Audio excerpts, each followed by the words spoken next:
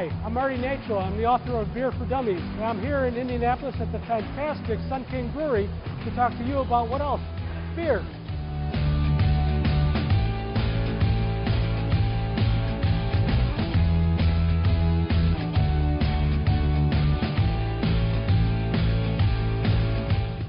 Okay, so now I'd like to talk a little bit about how beer is made, actually the brewing process.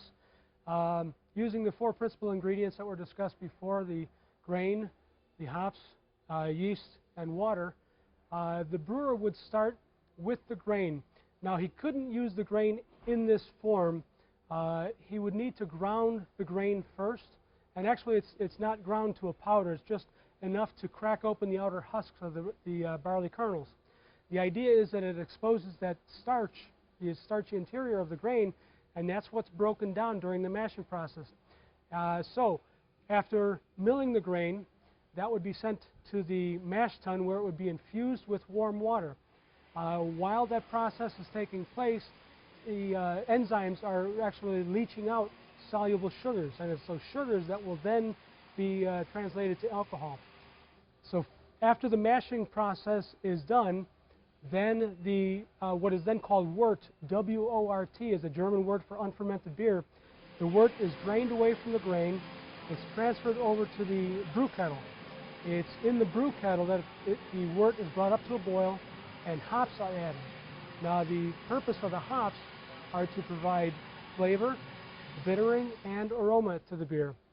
And depending on the recipe, the brewer might use a different variety of hops or several different varieties of hops to achieve the flavor profile he's looking for.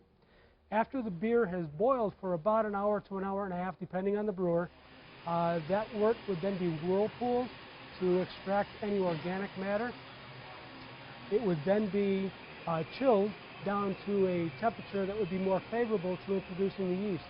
At that point, the brewer would have already chosen a particular yeast to brew, whether he is going to make an ale or a lager. The beer would be chilled down, and that yeast would be pitched or added to it as the beer is going through the fermenter. In the fermenter is exactly where primary fermentation takes place. The yeast begins to eat all those sugars that were produced during the mashing phase of the brewing process. After about a week or so, when fermentation is complete and the yeast settles down to the bottom of the tank, the beer, the finished beer at that point, would then be transferred over to another vessel called the aging tank. It's in here where the beer would go through a process known as conditioning, and it's basically a process whereby the beer is melding and maturing and coming closer to being consumed.